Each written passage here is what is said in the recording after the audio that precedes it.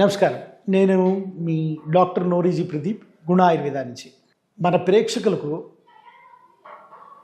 మంచి మంచి టాపిక్లు తెచ్చుకుంటూ, దాని గురించి తెలుసుకుంటూ, దాంట్లోని చిన్ని చిట్కాలు, అంటే పెద్ద చిట్కాలు కాకుండా చిన్నవి ఇంట్లో సులువుగా చేసుకునే చిట్కాలతో మనం ఈ శీర్షిక నడుపుతున్నాం.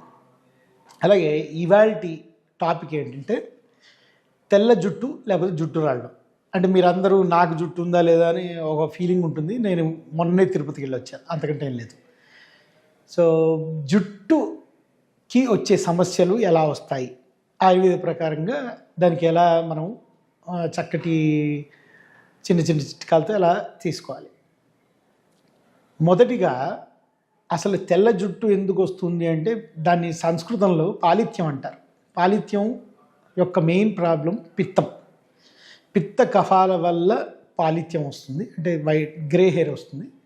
అలాగే జుట్టు ఊడిపోవడానికి లక్షణానికి ఆయుర్వేద ప్రకారం అది కాలిత్యం అంటారు. అది పిత్త వాతాలు. పిత్తం అంటే వేడి, వాతం అంటే డ్రైనెస్, దీనివల్ల వస్తుంది.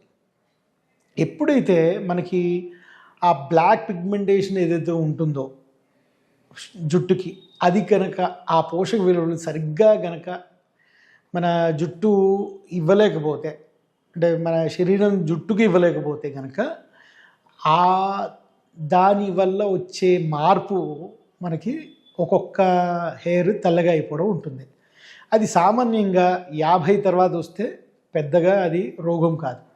కానీ అదే కనుక 25లోనో 30 రోజులు వస్తే కనుక అది ఖచ్చితంగా మనకి ఒక రోగంలాగా కానీ ఒక శరీరంలో వచ్చే మార్పు అని కానీ మనం చూసుకుని దానికి చికిత్స చేసుకోవాలి. చికిత్స చేసుకునేటప్పుడు మనం ముఖ్యంగా చూడవలసింది ఏంటంటే ఈ పిత్తం దేనివల్ల వస్తుంది. ఇప్పుడు పాలిత్య అన్నాను, జుట్టు ఊడిపోవడం కానీ గ్రేయింగ్ ఆఫ్ హెయిర్ కానీ రెండింటికి వేడే కారణం.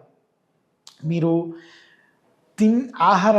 ఆహారంలో కనుక మీరు ఫాస్ట్ ఫుడ్స్, మైనీస్, లేకపోతే అజినోమోటో ఉన్నవి, లేదా బాగా పికిల్స్ తినడం, నాన్ వెజ్ కూడా చాలా అంటే ఫ్రైడ్గా తినడం, ఇలా తీసుకుంటే కనుక మీ శరీరం లోపలికి వేడి పదార్థం ఆటోమేటిక్గా వెళ్ళిపోయి అది బయటికి రాక శరీరంలో అక్యుములేట్ అయ్యి, ఆ అక్యుములేట్ అయిన వేడి పదార్థమే అది ఎక్కడెక్కడికి వెళ్తుందో అక్కడక్కడ దాని ప్రాబ్లం క్రియేట్ చేస్తుంది. అదే కనుక జుట్టు వైపు వెళ్తే కనుక ఈ జుట్టు ఊడిపోవడం కానీ జుట్టు తెల్లగా అవడం కానీ అవుతుంది. మన శరీరంలో కనుక న్యూట్రిషన్ విలువలే సరిగా లేకపోతే కనుక అది జనరల్గా జుట్టు ఊడిపోవడానికి కారణమవుతుంది. మీకు ఈ కారణం అంటే వేడి ఎక్కడి నుంచి వస్తుంది అన్న కారణం మీకు తెలియాలి. ఫస్ట్ కొంతమంది హెల్మెట్ వేసుకుంటారు, దాంట్లో గుడ్డ పెట్టుకోకుండా వేసుకుంటారు, చాలాసేపు ఉంచుకుంటారు. అలా గాలి తగలకపోవడం వల్ల, ఆ చెమట అక్కడ ఉండిపోవడం వల్ల, అలాంటి వాటి వల్ల కూడా మీకు వేడి అక్కడ ఉండిపోయి ప్రాబ్లం క్రియేట్ చేసే ఛాన్స్ ఉంటుంది. అలాగే మీరు తీసుకునే ఆహారం ఇందాక చెప్పుకున్నట్టుగా తీసుకునే ఆహారం వల్ల ఉంటుంది.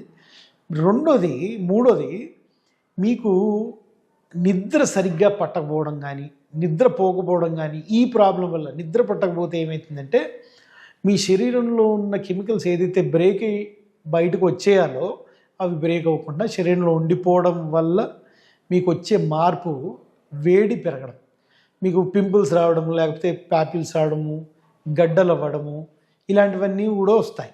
ఇలాగే వేడి వల్ల వచ్చే మార్పులు జుట్టు ఊడడం, తెల్లగావడం వల్ల కూడా ఉంటుంది.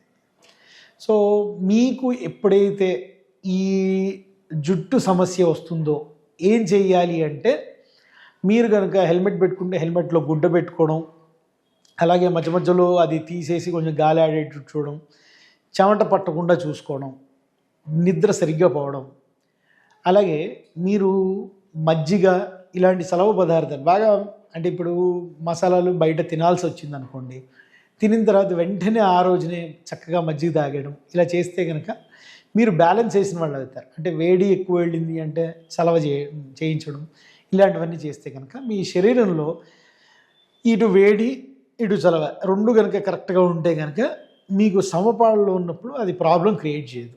ఎప్పుడైతే వేడి అవుతుందో అప్పుడే క్రియేట్ చేస్తుంది. సో దీనికి మనకి ఈజీ చిట్కాలు ఏమున్నాయో చూద్దాం. మొదటిది భృంగరాజం అంటే ఈ మొక్క మీకు రైతులను అడిగితే వాళ్ళు తెచ్చిస్తారు. ఆ ఆకులు ముందర మనం ఆకుకూరలా తినేవాళ్ళం.